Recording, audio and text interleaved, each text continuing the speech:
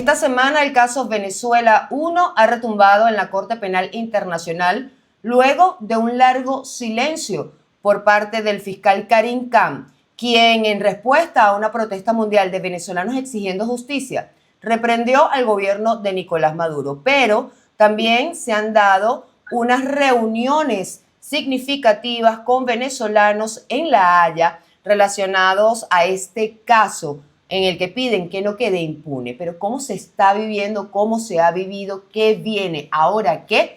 Ese es el tema que vamos a abordar el día de hoy en este su espacio Sin Censura, cara a cara, junto a mis invitados del día. Ella es Elisa Trota, secretaria general del Foro Argentino para la Defensa de la Democracia, y Rodrigo Diamanti, presidente de Un Mundo Sin Mordaza, ambos venezolanos. ¿Cómo están? Bienvenidos a Impacto Venezuela. ¿Qué tal? ¿Cómo están? Gracias. Gracias a ustedes por atender esta invitación. Quiero comenzar con Elisa en cuanto a cómo se ha vivido el tema del caso Venezuela 1 allá en La Haya, entendiendo todo lo que acabo de decir en la introducción del programa. Sí, Mildred, bueno, muchas gracias por la invitación. Sin lugar a dudas, un evento muy importante, especialmente este año para Venezuela, desde distintos puntos de vista, sobre todo los activistas, los defensores de derechos humanos, las víctimas, los periodistas que nos hemos congregado en este espacio para ejercer cada vez más presión, especialmente en relación a la Fiscalía de la Corte Penal Internacional, sobre quien esperamos un accionar concreto. Si bien el fiscal de la Corte Penal Internacional, Karim Khan, tuvo un pronunciamiento el día lunes en relación al caso de Venezuela, en donde clarificó varios conceptos en relación a que las víctimas venezolanas merecen la misma justicia que las víctimas de cualquier país, en donde Venezuela no ha cumplido con el principio de complementariedad sobre el que él pretende apoyarse, y además distintos países, incluyendo Argentina, se han referido al caso de Venezuela y sus flagrantes violaciones de derechos humanos que ocurren hoy en día, que están ocurriendo en este momento, incluso en la Embajada de Argentina en Venezuela. Nosotros vinimos a exigir una respuesta concreta que trascienda a las palabras y que trascienda a los pronunciamientos. Y en ese sentido creo que lo que nos ha quedado más claro a todos los que estamos aquí es que ya no hay espacio para seguir insistiendo en esta bendita complementariedad que el fiscal Karim Khan, de la cual habla. Venezuela no cumple, no ha cumplido y no va a cumplir con ningún procedimiento legal para investigar ni juzgar a los represores y a los responsables de las violaciones de los derechos humanos. La única posibilidad que eso exista en un futuro es que haya un cambio de régimen político en Venezuela, que vayamos hacia una transición democrática. Pero en este momento el fiscal Karim Khan lo tiene que inspirar y, entre otras cosas, ayudar el hecho incluso de seguir viendo cómo las violaciones en Venezuela no han cesado, sino todo lo contrario, se han incrementado en el marco del 28 de julio. Rodrigo, ¿qué feedback has recibido allá en La Haya sobre esta situación del caso Venezuela 1 y qué viene ahora? ¿Qué puede pasar? Porque ya obviamente vamos a finalizar el 2024, viene como un breve receso navideño, y posteriormente la Corte tiene que volver a reactivar su jornada. Pero ¿qué se habla? ¿Qué se dice? Bueno, además que hay que recordar, mientras que en este momento un grupo de venezolanos que se encuentran en la Embajada Argentina, la embajada también reconocida por Brasil, están siendo acosados por el régimen venezolano. Así que nosotros lo que hemos hecho es transmitirle el sentido de urgencia al equipo de la Fiscalía, directamente al fiscal, al vicefiscal de la Corte Penal Internacional. Nosotros lo que hemos venido acá, como ya también aclaró Elisa, es para explicarle que estamos viviendo el peor periodo de nuestra historia de la persecución política, y que la única razón por la que no hay una masacre de 200, 300, 500 personas es porque el liderazgo le pidió a la gente que protestara puntualmente solo en ciertos momentos específicos. Pero si hubiese sido el liderazgo, su acción muy parecida como hemos hecho en el pasado, de protestar todos los días de manera masiva, estoy seguro que en este momento es una masacre en Venezuela. ¿Qué acciones podría tomar la Fiscalía de la Corte Penal Internacional? Hay una investigación en curso pero también se habla de los tiempos y se entiende que pueden pasar años para que pueda darse una respuesta o una acción, porque ya los venezolanos lo que más piden es una acción, que lo están haciendo ustedes, que no haya impunidad en el caso de Venezuela 1, que la complementariedad no se ha cumplido, pero también el gobierno venezolano dice que las palabras del fiscal y lo que están diciendo son desacertadas, como por ejemplo afirmar que hay niños presos, y se sabe que lo dicen a nivel internacional porque las leyes las leyes internacionales ven a estas personas menores de 18 años como niños, pero la ley de Venezuela obviamente no. Entonces, en ese contexto, ¿qué podemos esperar? Bueno, ¿qué herramientas tenemos? El régimen evidentemente siempre va a negar la realidad, esa es su naturaleza, son ellos los que cometen los crímenes de lesa humanidad. Yo espero que en los próximos 6 meses se emitan las órdenes de captura contra el régimen Nicolás Maduro. Estas órdenes de captura pueden ir en contra de Nicolás Maduro, Diosdado Cabello, Tarek William Saab, sin duda alguna, alguno de ellos tres, porque tienen que ser siempre, estas órdenes de captura son en contra de los máximos responsables de estos crímenes de lesa humanidad. Luego más adelante pudiesen venir órdenes de captura con personas de rangos más bajos. Así que yo lo que creo que en este momento nosotros tenemos que seguir alzando la voz y exigiendo hasta que eso se dé, como pasó el 1 de diciembre, que hicimos una protesta global en más de 150 ciudades, y sin duda esto seguramente fue lo que forzó o le hizo entender al fiscal que tenía que dar una declaración fuerte al día siguiente al comienzo de la asamblea. Así que yo creo fielmente en el poder nuestro como venezolanos de seguir exigiendo. Creo que en el primer semestre del año van a salir las órdenes de captura, y bueno, hasta que eso pase, nosotros tenemos que seguir presionando para que sepan que la situación de Venezuela es una de las situaciones más apremiantes y que necesitamos celeridad en el caso venezolano, debido a que hay vidas que están en riesgo, y evidentemente ya ellos tienen información de 10 años de investigación, tienen 6 años analizando el caso venezolano, y tienen 3 años con una investigación abierta. Es decir, ellos no hay ninguna razón por la que en el corto plazo no salgan estas órdenes de captura. Elisa, ¿qué herramientas tenemos o qué probabilidad o garantía hay de que esas órdenes de captura se puedan dar? Porque hay procesos donde también entra el derecho a la defensa. Sí, Mildred, yo creo que lo que puntualizaba Rodrigo es especialmente importante. Tenemos que apuntar y seguir presionando de las distintas maneras para que las órdenes de captura además se den en los altos cargos, es decir, entre los principales responsables, que son Nicolás Maduro, Diosdado Cabello y quienes están de primeros en la cadena de mando. Esto para nosotros es fundamental. Y las herramientas son múltiples, como lo hemos venido haciendo, las herramientas diplomáticas, las herramientas de activismo, el periodismo. Concretamente, yo estoy aquí como representante del Foro Argentino por la Defensa de la Democracia, desde donde iniciamos una acción legal por crímenes de lesa humanidad contra Diosdado Cabello y Nicolás Maduro en la justicia argentina, en el marco de la jurisdicción universal el año pasado, y este año logramos el pedido de las órdenes de captura por parte de la justicia argentina. Y hemos venido hasta La Haya justamente para demostrar que, tal como sucedió en Argentina, la justicia no debe tener fronteras y no debe alargar los tiempos, porque cuando la justicia no llega a tiempo, no es justicia. Y en Venezuela hoy el tiempo se cuenta en víctimas. Estamos utilizando todas las herramientas de incidencia política, diplomática, de activismo y legales que hay para presionar justamente a la Fiscalía a que emita esas órdenes de captura lo más pronto posible,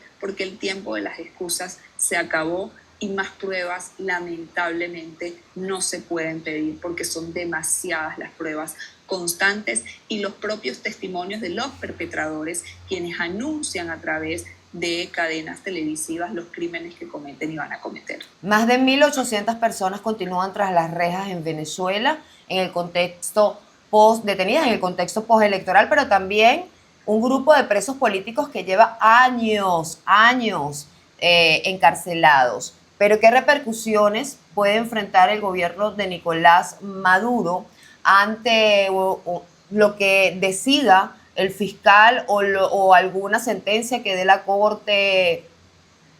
Eso es precisamente lo que uno quisiera saber, porque ustedes están allí y ustedes tienen como más probabilidad de asomar un posible escenario en ese periodo de 6 meses, ¿no? Que dice Rodrigo. Sí, yo creo, Milder, inicialmente el que se haga justicia. Eso es lo que nosotros pedimos. Para que se haga justicia y una vez que se emitan esas órdenes, ellos tienen que saber que no van a poder salir del país. Y es lo que estamos intentando y hemos logrado en muchos casos, que el mundo cada vez se les va a hacer más pequeño y se les está haciendo más pequeño, que no van a poder seguir paseándose y pavoneándose con el mundo, además con el dinero de los venezolanos. Y por supuesto, para que se haga justicia, que sean ellos quienes estén tras las rejas mientras se investigan y posteriormente pagan por los crímenes de lesa humanidad cometidos en Venezuela y que son de lesa humanidad porque no solo afectan a los venezolanos, sino que afectan a la humanidad entera. Ellos siempre se han mostrado desobedientes a cualquier interpretación, acción, designio, decisión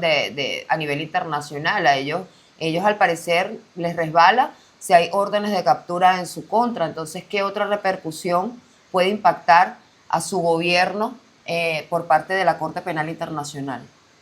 Mildred, si quieres te respondo esa pregunta, si Eli me permite, porque creo que lo que hay que entender es que lo que hace, no solo el mundo se le hace más pequeño al régimen, sino que se vuelve legal la detención de Nicolás Maduro, Diosdado Cabello, quienes tengan una orden de arresto por parte de la Corte Penal Internacional.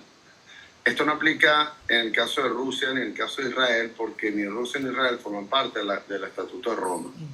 Sin embargo, el Estado venezolano tiene un acuerdo con la Corte Penal Internacional al suscribir el Estatuto de Roma, en el que los funcionarios están en la obligación de cumplir con estos acuerdos internacionales. Por lo tanto, esto haría legal la detención de estas personas por las cuales reciban órdenes de captura, en el caso que puede ser Nicolás Maduro. Esto protege legalmente a quienes deciden detenerlo y entregarlo a la justicia internacional. Este debería ser el proceder correcto. ¿Eso significa que esta orden se va a ejecutar? No lo sabemos. Lo que sí es importante es que ya se vuelve legal su detención y en tercera instancia, esto es muy importante, serían categorizados como criminales y no como líderes políticos. Algunos los tildan como dictadores, pero sigue siendo una categoría política. En cambio, esta es una categoría jurídica que están siendo perseguidos por la justicia internacional porque existen todas las pruebas para pensar que cometieron crímenes de lesa humanidad. Evidentemente tienen que ir a juicio, pero esto también les haría mucho más difícil intentar normalizar el régimen venezolano, su situación a nivel internacional. Más bien te diría que a partir de ese momento sería imposible que ellos puedan normalizar su situación internacional debido a que estarían buscados por la justicia internacional. ¿Qué le dicen los miembros de los estados parte de la Corte Penal Internacional? Hay una posición común, un criterio común en torno al caso Venezuela 1 y de lo que han manifestado ustedes allá. Sí, aquí hay que recordar que muchos de los miembros de los estados partes son quienes inicialmente refirieron el caso de Venezuela y la demanda contra Venezuela en la Corte Penal Internacional. La mayoría de los países americanos, desde Canadá, Argentina, Perú, Ecuador, se han sumado a otros países recientemente como Uruguay y se está trabajando incluso con países europeos para que nos ayuden a presionar en ese sentido. Yo creo que aquí lo que queda claro es que lo que sucede en Venezuela no tiene una afectación solo para Venezuela. Si en Venezuela se sigue permitiendo, si el mundo sigue permitiendo que en Venezuela se cometan crímenes de lesa humanidad, que apresen a adolescentes, que violen a mujeres, que hayan 2.000 presos políticos, que estén torturados, que haya 6 personas en una embajada, con lo que eso significa la contravención a los tratados internacionales, que eso significa en la cual están siendo de alguna manera torturados. Esto pone en riesgo la democracia global y en ese sentido estamos generando con distintos países aliados la mayor presión posible para que no solo se avance en la Corte Penal Internacional en el caso de Venezuela 1, sino por sobre todas las cosas para que haya un cambio político en Venezuela y finalmente podamos caminar hacia la transición democrática que el pueblo venezolano decidió el 28 de julio. ¿Ustedes no temen que pueda haber represalias en su contra por las acciones que están llevando adelante allá en La Haya? Bueno, ni Elisa ni yo vivimos en Venezuela. Ya yo tengo 6 años en el exilio. Y bueno, nosotros, toda mi organización opera desde el exterior, y la verdad es que creemos que el peor favor que se puede hacer al régimen es perseguir a quienes justamente se reúnen con el fiscal, nos reunimos con el vicefiscal, o sea, con quienes estamos aquí en La Haya en contacto con la oficina de la fiscalía. Pero bueno, digamos que nosotros desde el principio, tanto Elisa como yo, hemos estado dispuestos a asumir los riesgos que esta lucha conlleva. ¿No? Tú sabes, nuestras oficinas fueron allanadas en el pasado. Fui yo detenido por el régimen venezolano. Y bueno, todos sabemos que esta lucha es difícil, pero estamos seguros que es mucho más difícil lo que están pasando ahorita los venezolanos que están presos, o aquellas madres que ya no van a poder ver a sus hijos porque les arrebataron la vida un día que salieron a protestar por Venezuela. Para finalizar, porque se nos agota el tiempo, el gobierno no puede dar un vuelco nuevamente como lo hizo en su momento con las visitas del fiscal de la Corte Penal Internacional, accedió otra vez a lo de la oficina en Caracas de Derechos Humanos de las Naciones Unidas. Entonces, podría ir otra vez, darse ese escenario que parece que fuese repetitivo o cíclico, en donde dicen que sí, vamos a colaborar, bueno, sí, vamos a hacer, vamos a sentarnos, o sea, ¿qué pasaría si ese escenario se repite? ¿Volvemos otra vez o volveríamos a esa complementariedad que se hizo y que el fiscal dijo que no se estaba cumpliendo? ¿Demoraría otra vez el proceso? Elisa. Sí, el fiscal hizo una breve referencia en el lunes cuando habló sobre Venezuela, diciendo que la pelota estaba por parte del Estado venezolano. Y yo personalmente creo que es un error pensar que eso es así.